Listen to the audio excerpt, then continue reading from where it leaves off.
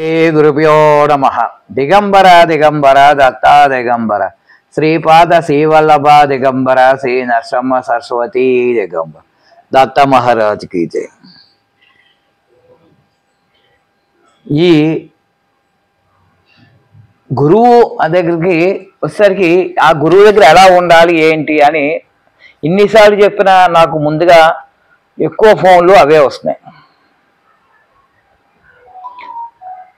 అనేకమైన సమస్యలు ఎదుర్కొంటున్నాను, మరి గురువు యొక్క అనుగ్రహం నాకు ఇంకా కలగట్లేదు ఏంటి అని. నాయన, మనకి గురువు కనపడట్లేదు అనడానికి ఎక్కడైనా ఉంటే కనపడతాడు ఆయన. ఎక్కడైనా వేరే, ఇప్పుడు నేను ఇక్కడ ఉన్నాను, అక్కడ ఎదురు ఉన్నారనుకోండి, మన గురువుని చూడగలం. కానీ మనలో ఉన్న గురువుని ఎలా చూడగలము?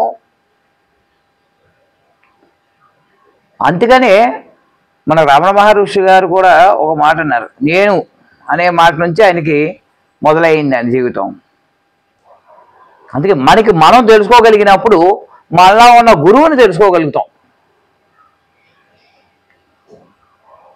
మనలో ముందు మన ఏంటి, మన సామర్థ్యం ఏమిటి, మన యొక్క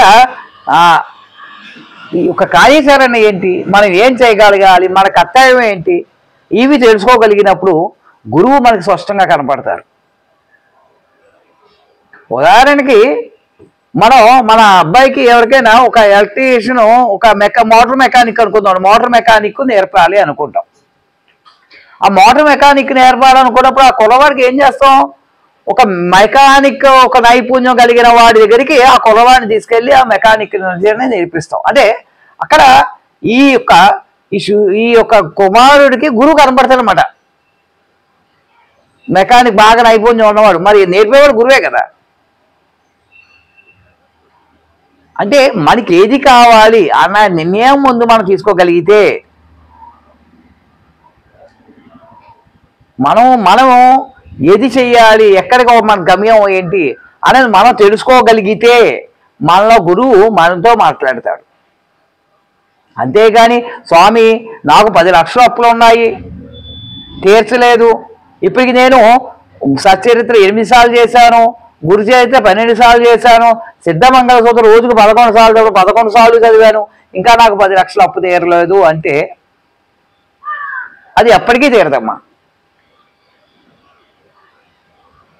ఎప్పటికీ తీరదు. ఎందుకంటే నీవు అప్పు కోసము ఇవన్నీ చేయకండి, అప్పులు తీర్చడం. ఎందుకంటే నువ్వు చేసిన అప్పు గురువు తీర్చవలసిన అవసరం ఏముంది?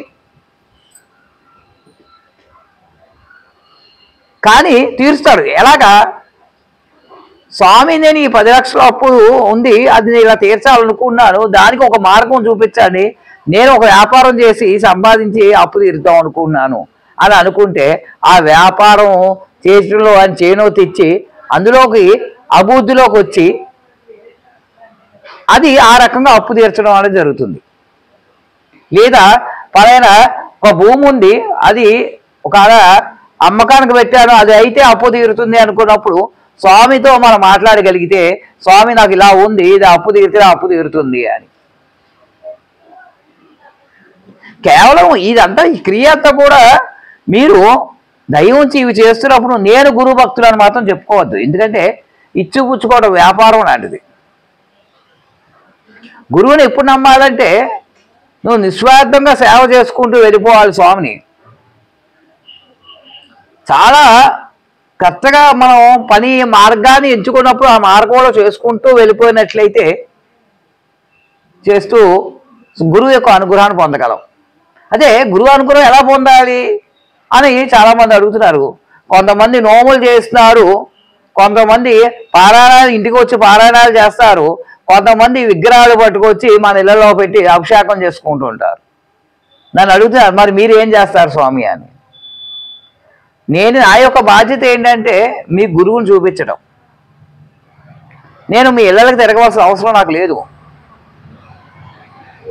ఇళ్ళ దగ్గరికి రావడం వల్ల మీకు భారం పెరుగుతుంది కానీ భారం తగ్గదు. నేను ఈ సంస్థానంలోనే ఉంటాను, ఇక్కడే స్వామివారి దగ్గర సేవ చేసుకుంటూ ఉంటాను, మీ యొక్క సమస్యలకి పరిష్కారం చెప్పడానికి ఆలోచిస్తుంటాను. మీ మీద ఎక్కువ ఆర్థిక భారాలు వేయటం వల్ల దేవుడు మీకు దూరం అవుతాడే కానీ దగ్గర అవడం. మనం సిద్ధమంగళ సూత్రం మరి ఎవరో తీసుకొచ్చి ఇంట్లో పారాయణ చేయించుకోవాలంత మాత్రాన శ్రీపాద వల్ల ఇప్పుడు అనుగ్రహం కలుగుతుంది అనుకోవడం మూర్ఖత్వం. మనం సిద్ధమంగళ సూత్రం చదువుకుని మన ఫ్యామిలీతో మనము మన పిల్లలు మీ భర్తతోనూ మీ భార్య పిల్లలు అందరూ కలిపి కూర్చొని సిద్ధమంగళ సూత్రం చదువుకున్న గురువు యొక్క అనుగ్రహం మీకు పూర్తిగా కలుగుతుంది. అలాగే అనగాదేవి వ్రతాలు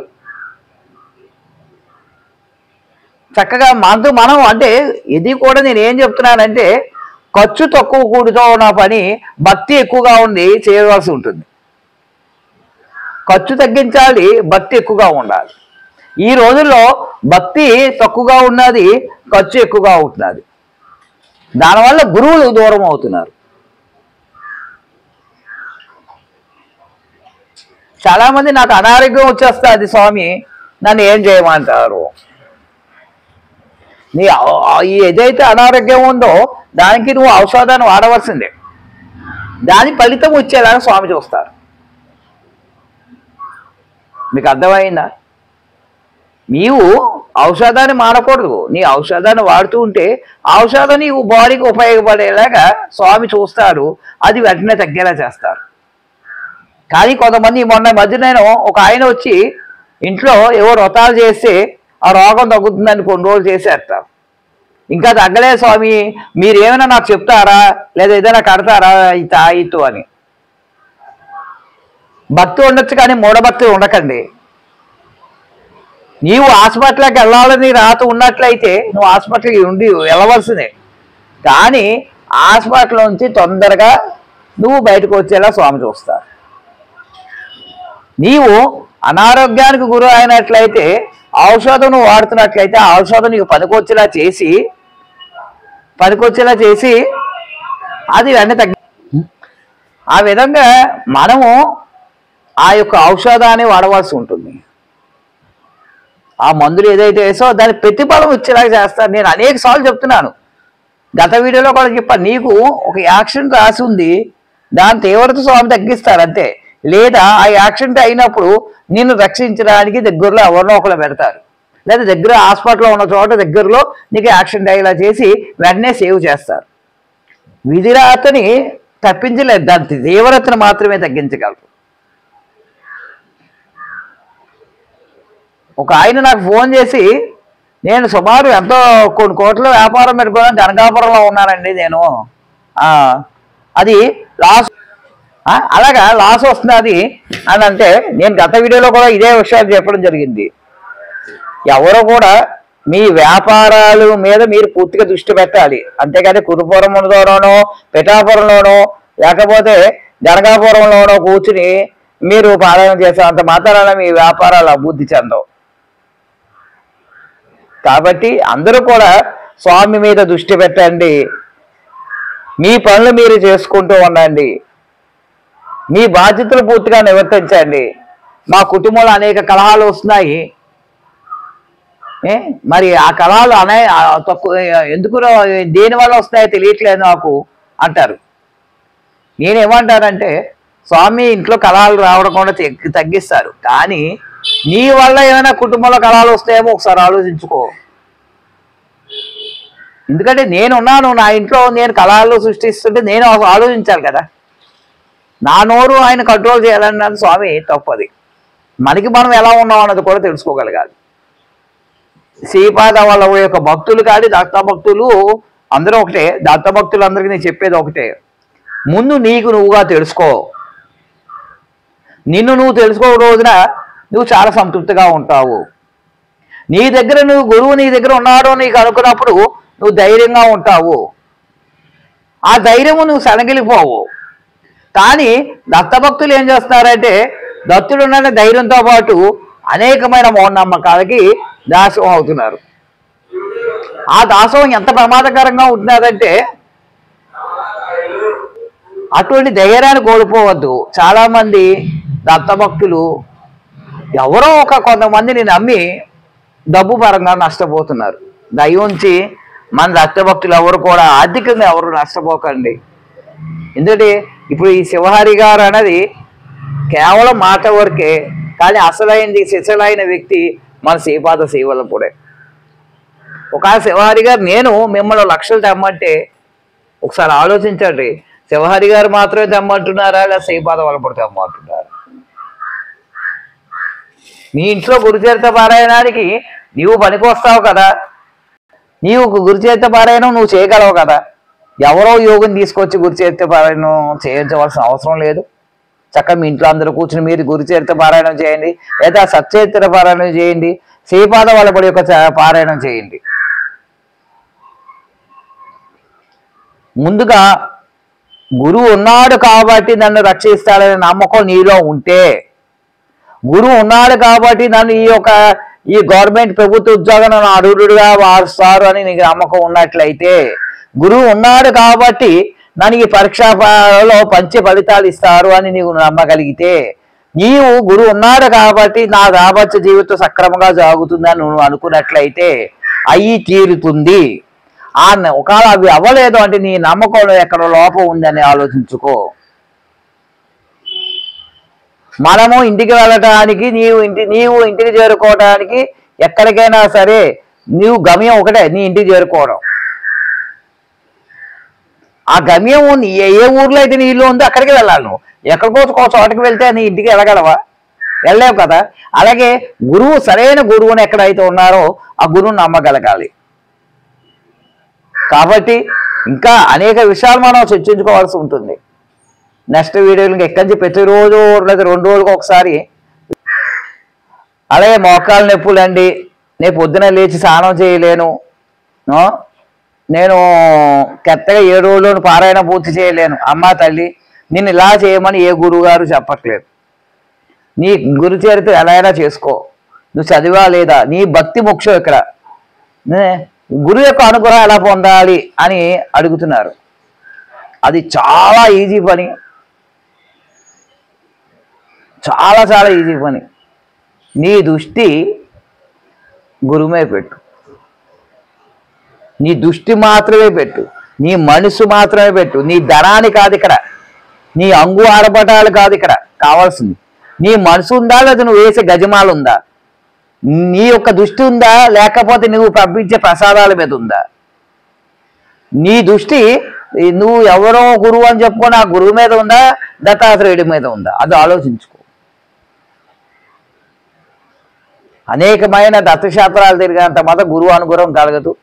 నీ మనసు, మానస వాచ కరమైన పూర్తిగా అనన్యా శరణనాస్తి, స్వామి నీవే నాకు దిక్కు, నీ పాదపద్మాలు తప్పించి నాకు వేరే దిక్కు లేదు, నువ్వే నన్ను రక్షించేవాడివి నువ్వు ఒక్కడవు మాత్రమే, నీవు మాత్రమే నన్ను ఈ సాగరం నుంచి దాటించగలవాడివి నువ్వు మాత్రమే, ఈ యొక్క అప్పుల బాధల నుంచి తప్పించగల ఏకైక గురువు నువ్వు ఒక్కడవు మాత్రమే. దత్తుడా నీవే నాకు శరణము, నువ్వు నన్ను రక్షించు, పాయిమాం రక్షించు అని చెప్పి దండం పెట్టుకోండి.